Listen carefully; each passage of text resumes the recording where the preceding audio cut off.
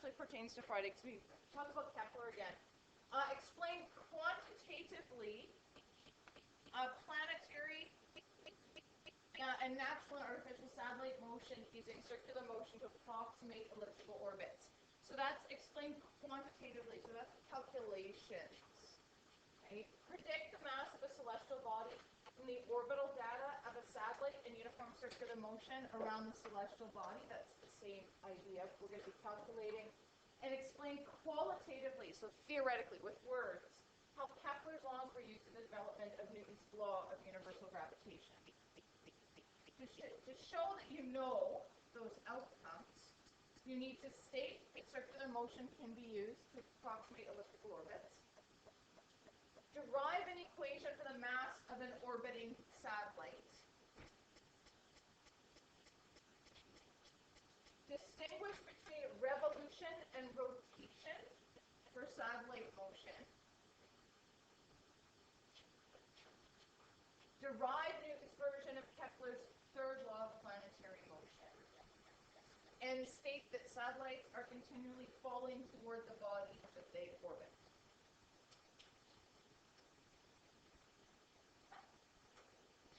We covered this a little bit on Friday, but I'll repeat it. That when we use the word satellite, we're not just talking about the artificial man-made hunks of metal that we shoot up into the sky that allow us to watch TV and listen to the radio and use our cell phones and use our GPS. A satellite is any object that is orbiting another, usually larger object. So the moon is a satellite of the Earth is a satellite of the sun, all the planets are satellites of the sun, and so on. Those are all satellites.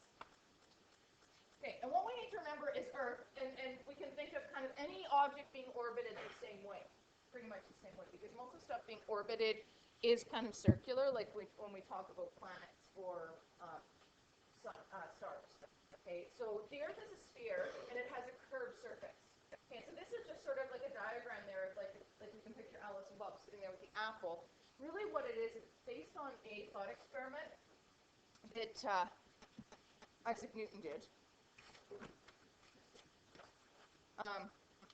Where he thought that, like the using the idea of projectile motion, right? So projectile motion is when you have something from a height that you're going to shoot at some initial horizontal velocity so that it curves, like it kind of goes off of the height, but it starts to fall right away and it curves away. And the only thing that stops is the ground gets in the way. So the ground gets in the way because the horizon's too far away, right? So then what Newton's thought experiment was what if you could build a cannon on a hill that was high enough so that you gave that cannon the right kind of that cannonball the right kind of initial velocity.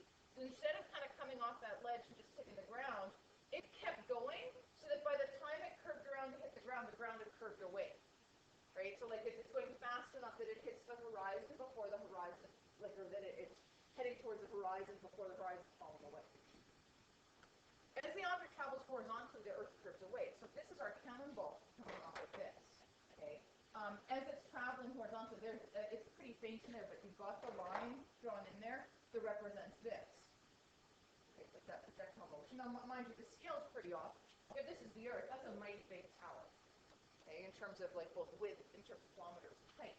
But the idea is that cannon that's shot, it's always going to be falling towards the Earth, but the Earth is always moved away, right? By the time it's there, like it's not kind of falling. The Earth is always moving away, so that the cannonball never quite actually falls, and instead it ends up in orbit around the Earth, because the Earth is falling away from the cannonball at the same rate as the cannonball is falling towards the Earth.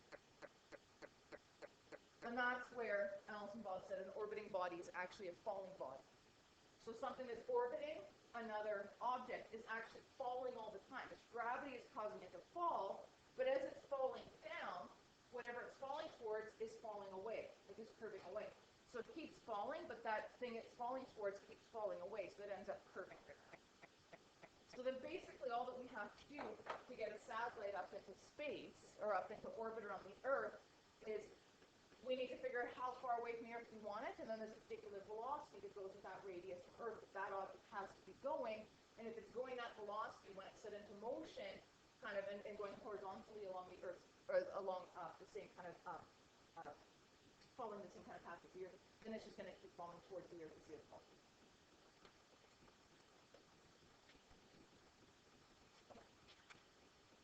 So circular motion of satellites. Okay. So we said the thing that we defined with Kepler is that satellites move in elliptical orbits. So although they move in elliptical orbits, and that ellipses or that elliptical orbit is that kind of flattened circle you can get with the foci here, and then that would be your satellite. And then this is the orbited body. Although it's an ellipse, okay, the orbit is close enough to circular that we can say that the force acting on the satellite is a centripetal force. Okay, so we can use all of our circular motion formulas to analyze this. That's what that means. So all of the circular motion formulas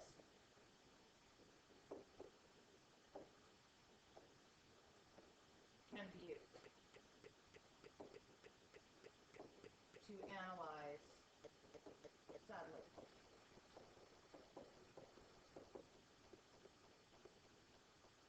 So we know that centripetal force is a net force, so mass times acceleration. So Fc is mass times centripetal acceleration, which leads to two different formulas for centripetal force that we can use. Fc equals mv squared over r, or Fc equals 4 pi squared rm over t squared. And it depends on the data that you have in the problem, which one you're going to use. If you've got velocity or you're looking for velocity, then you're going to use this one. If you've got period or you're looking for period, then you're going to use this one.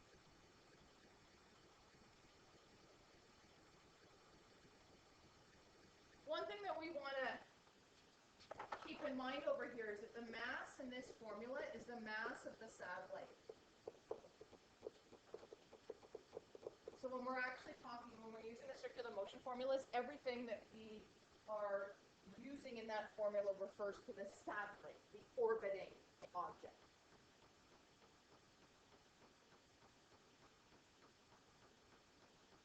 And then from the previous page there where we did this, so I'm coming back to this one, where we have the object is falling towards the ground as the ground is falling away. What's causing it to fall towards the ground is the force of gravity acting between the object and whatever is being orbited. And so that's a force of gravity that it keeps pulling the satellite towards the object it's orbiting. And this is really important. Do not ever use Fg equals mg when you're analyzing satellites. Mg doesn't work. Okay? Because the mass of the satellite is of no consequence. And Fg equals mg, that's the mass of the satellite. We don't want that. We want to use Fg equals g ma mv over r squared, where ma is the mass of the orbited body, so like the sun, and mv is the mass of the satellite.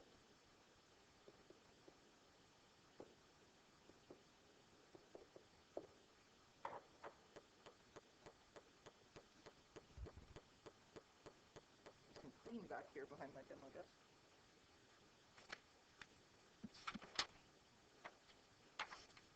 Okay. So then, if we're going to use circular motion formulas to analyze satellite motion, we're saying that the force of gravity is the force that causes that satellite to move in a circle. Then because we already have learned that centripetal force, the net force, has to be caused by some other force, then what we have happening here is the F net on the satellite is just equal to the force of gravity. So mass times centripetal acceleration is equal to the force of gravity. So now we're deriving an expression for the speed of a satellite. So I'm using mv squared over r, and just so that we get it straight, that mass is mass b, right, which is the mass of the satellite. Okay. Everything in the circular motion formulas is about the satellite, and not the object in the middle. And the force of gravity is G ma mb over r squared.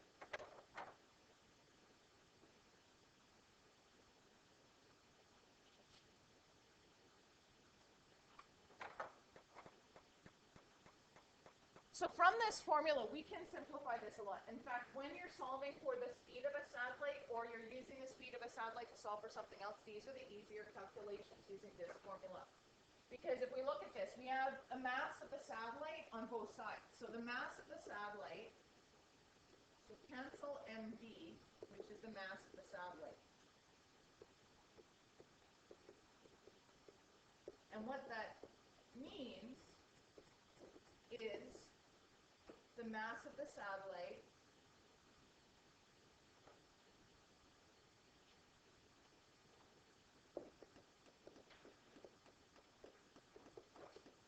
has no impact on its motion. The only place the mass of that satellite is going to come into play any part, which is beyond our calculations, is how to actually get it off the ground and up into the orbit radius that it wants. Right? So like actually it's the rocket power necessary to get it off the ground. That's the only place where the mass comes into play. Once it's actually moving, that satellite could be 3,000 pounds, it could be 300 million pounds, it's still going to go at the same speed. So we can cancel that, and we can cancel one of our r's, right? So there's an r there, and there's 2 over here. So we can cancel that.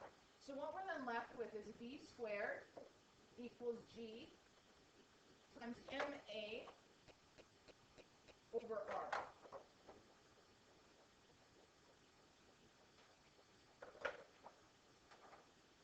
So v is the speed of the satellite in meters per second. Ma is the mass of the orbited object, so the thing in the middle, and that's in kilograms. And r is the orbital radius.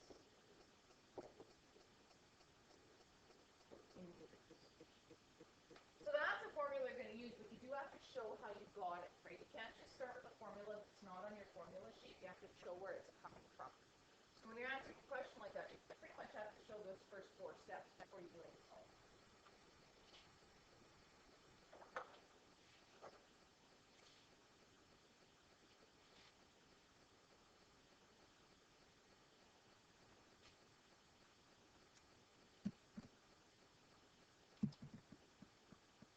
Just want you to pay attention to the fact that orbital radius means the radius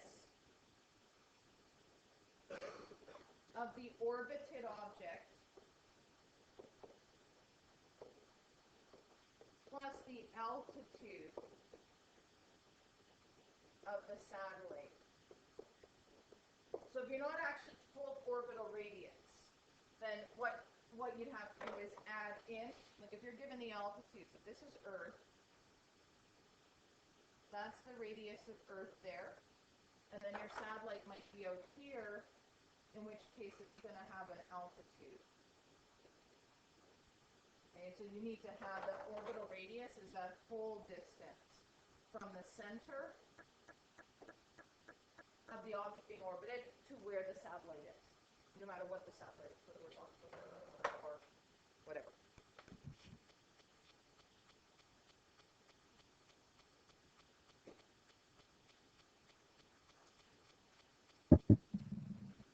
Okay, so we'll do a couple examples.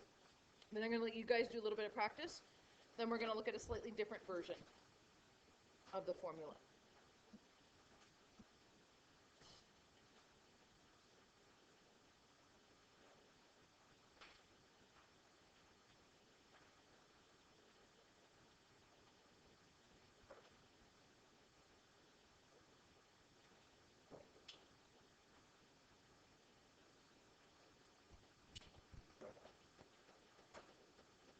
Okay, on the next page, we want to determine how fast a 32.4 kilogram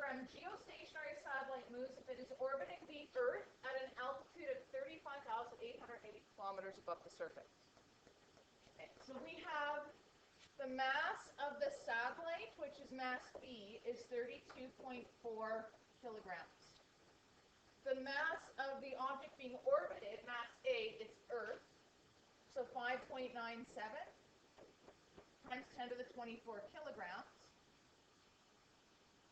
And our R, we need orbital radius. So we have altitude. We need to add that to the radius of the Earth. So 6.37 times 10 to the 6 meters plus 35,880 kilometers. So that's times 10 to the 3 meters.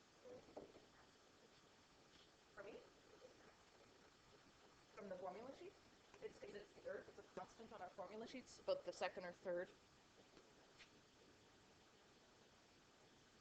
The mass of the Earth. Mass of the Earth is on your formula sheet. Well, but it's, you're not looking at the rate in here.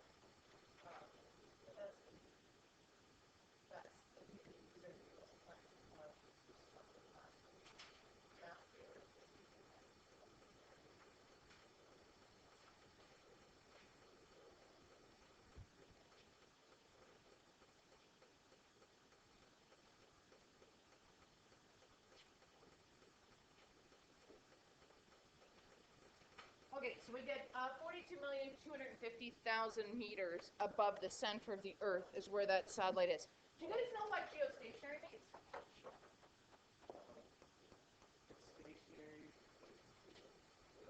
Yeah, like it always stays above the same spot on Earth. So if we had a geostationary satellite above Camrose, it would always be above Camrose. So what it does is that means that it has to revolve at the same speed. Like its period is the same as Earth. There's another way to think about that. Period equals that of Earth.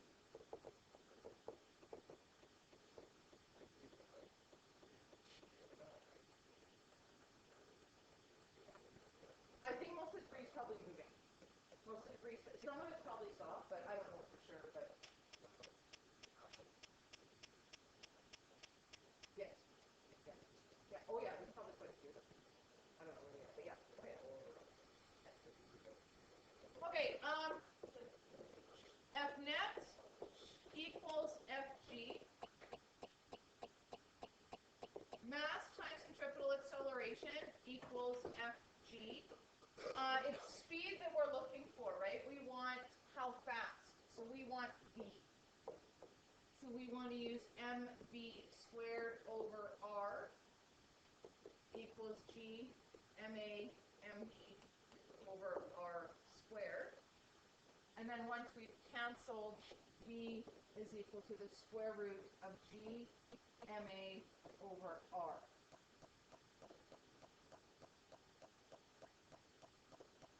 6.67 times 10 to the negative 11 Newton meters squared per kilogram squared times 5.97 times 10 to the 24 kilograms divided by the orbital radius, 42,250,000 meters.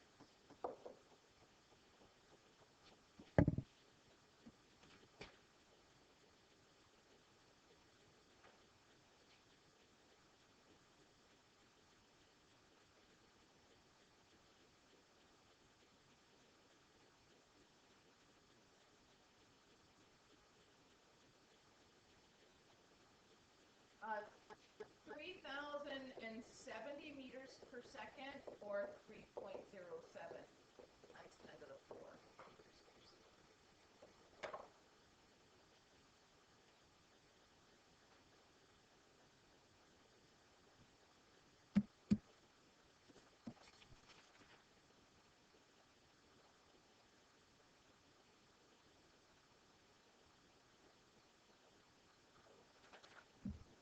Yeah? Oh, yeah.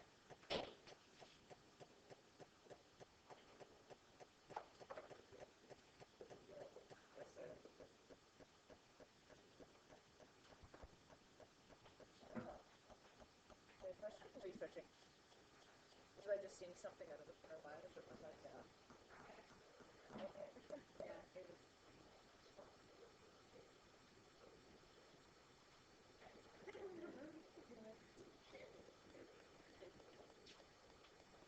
Any questions? Okay, so notice like no new formulas. We're just putting two together we haven't put together before.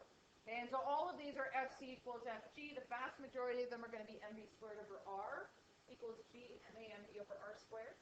But we are going to get to one at the end where we're using the other formula. So example 2, a probe is sent into space to observe an asteroid by orbiting it. Okay, so the probe is the satellite. The asteroid is the orbited body. The probe's orbital radius is 975 meters.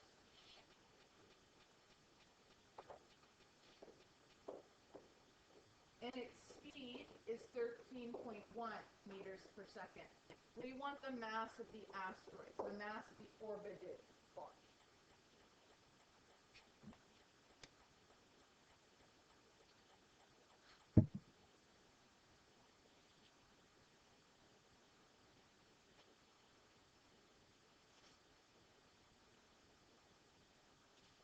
So start the same way. Right? F net equals FG. Mass times centripetal acceleration equals FG.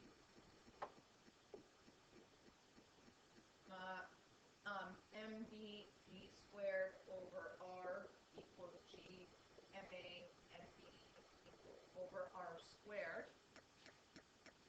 So we get down to V squared equals G M over R. We're trying to find A. Or sorry, mass A.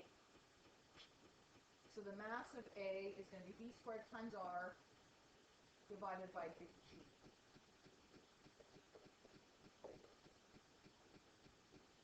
So 13.1 meters per second squared times 975 meters.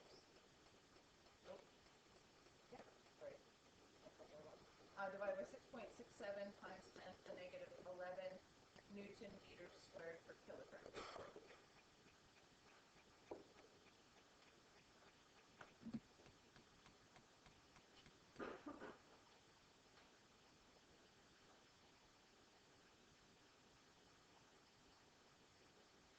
So 2.51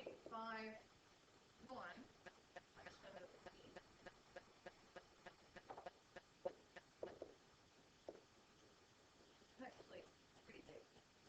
Probably unrealistic, but we'll go with that. Okay, guys, there's 4 your turn questions on the next page. So just start with the first one and get as far as you can. So I'm going to give you about, let's see, we're pretty early, so I'm going to give you about 10 to 12 minutes to try those 3.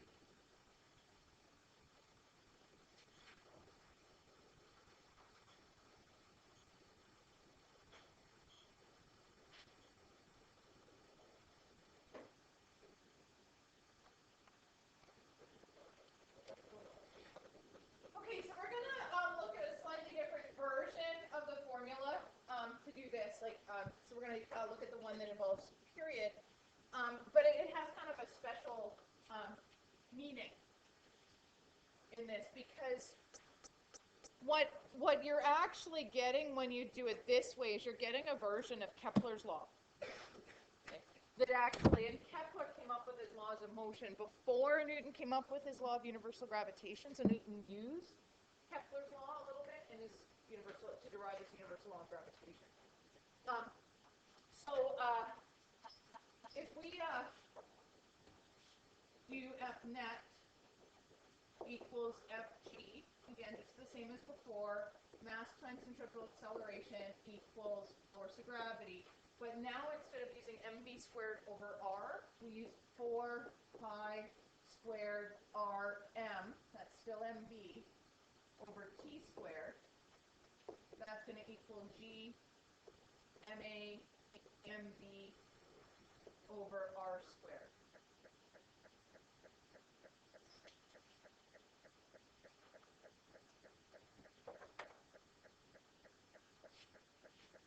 this one's a little bit harder to cancel stuff. We can't go through it and cancel stuff the way that we did before. Like we canceled mass B. We can still cancel mass B. We have one mass B on both sides. But we can't cancel any R's because this formula, this equation has R in the numerator. This one has R in the denominator. They can't cancel. You can only cancel they're in the same place on each side. So what I'm going to do is I'm going to cross multiply. Get rid of my denominators entirely so that I end up with 4 pi squared R cubed, right? Because R times R squared gives me R cubed, and that equals G MA times T squared.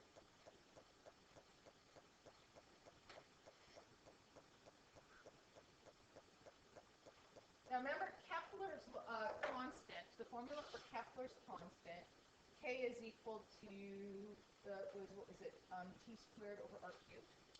Right? T squared over R cubed. So I'm going to leave my T squared here, but I'm going to divide both sides by G times MA. So then that gets rid of that, but I'm also going to divide both sides by R cubed. So I'm going to get rid of that, divided by R cubed. So what I get here then is T squared over R cubed equals 4 pi squared over G times MA. Which then, both sides of the equation will give you Kepler's constant for whatever object it is in orbit for mass B.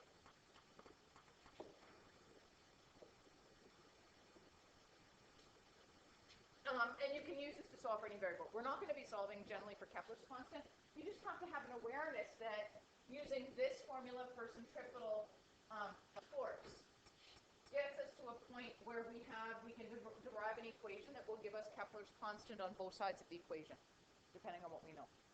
But really, we end up using this formula to either solve for period, for orbital radius, or for the mass of the satellite, or the mass of the object being orbited.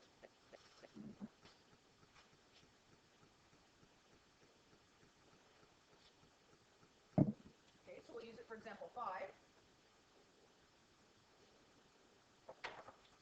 Determine the period, so we want T, of a 400 kilogram satellite, so that's mass B, orbiting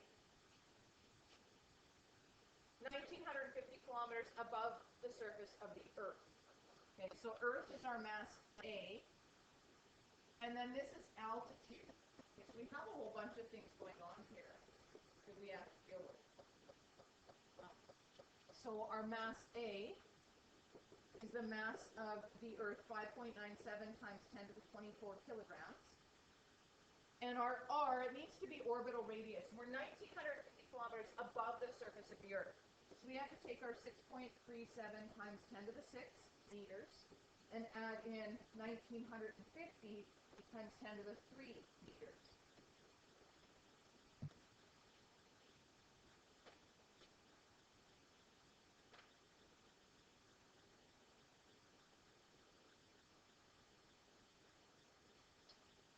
So 8,320,000 meters is our R.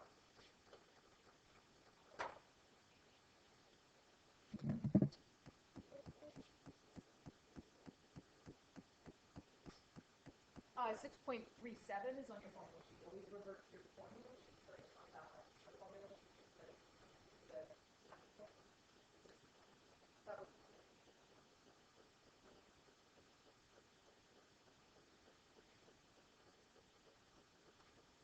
okay, so because we have now this doesn't mean actually, okay, now we're gonna solve it using this way. But I will show you, like, if you're not comfortable with this version, because I know that that version of the centripetal force formula, not everybody's happy with that one. You can solve this in 2 steps using the other formula and coming up with speed and then plugging speed into the formula for V equals 2 pi R over T. That's all. So we have F net equals Fg, mass times centripetal acceleration equals force of gravity, so 4 pi squared Rm over T squared equals G mm over R squared, so that's mv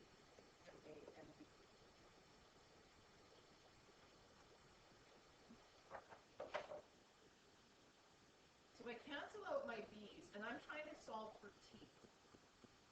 T is what I want. So I'm going to cross multiply and divide, which means t squared is going to be 4 pi squared r cubed divided by g ma.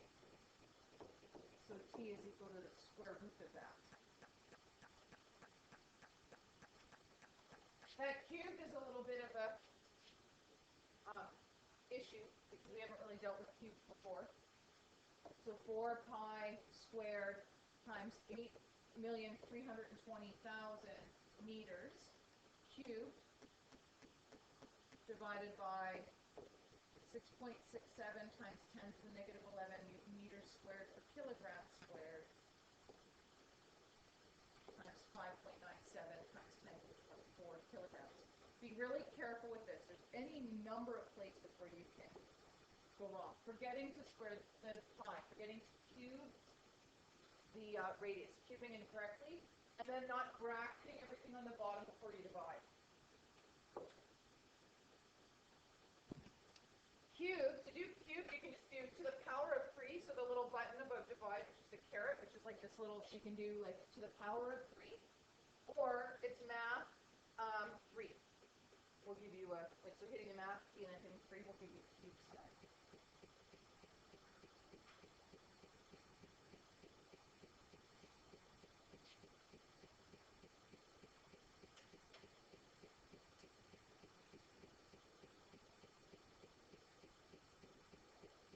And then the last thing is to not forget to square root.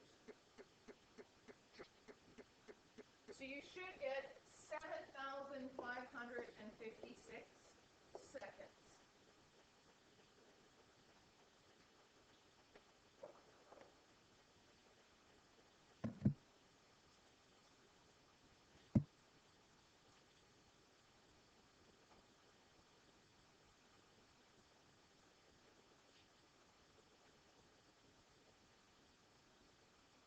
You're worried about making mistakes with that one.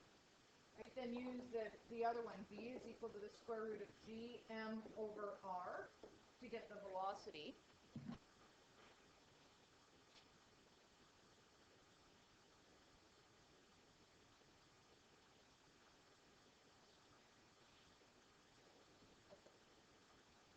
Which gives you a velocity of 6,918 meters per second. And then use v is equal to 2 pi r over t. So t is 2 pi times 832,000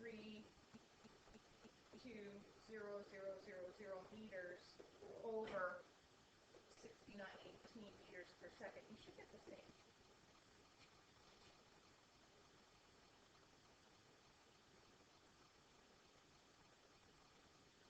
And you do 75.56 seconds. So if you find like you're a little bit more comfortable with the mv squared over r equals g ma mv over r squared, then use that to find your velocity, and use this formula to find your period. Because all of this centripetal force, centripetal motion formulas work for satellites. Just remember, anytime you're using the individual formulas, if mass is in there, then it's the mass of the satellite. Okay, so you've got one question there, question 5. You can try on the your turn questions, and I will put your assignment up on the board. Okay.